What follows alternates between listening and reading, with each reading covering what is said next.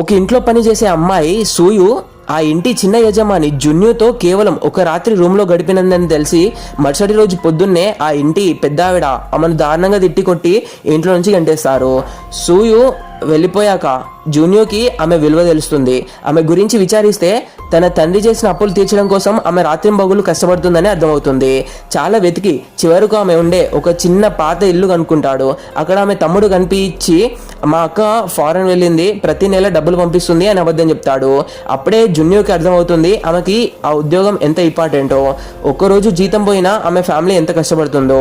తన పిన్ని ఇచ్చిన క్లూతో జున్యో ఒక ఫాస్ట్ ఫుడ్ రెస్టారెంట్కి వెళ్ళి వెయిట్ చేస్తూ ఉంటాడు. అక్కడే న్యూ కౌంటర్లో పనిచేస్తూ కనిపిస్తుంది. కానీ అంతస్తుల భేదం మనసులో పెట్టుకొని ఆమె అతనికి దూరంగా ఉండాలని చూస్తుంది.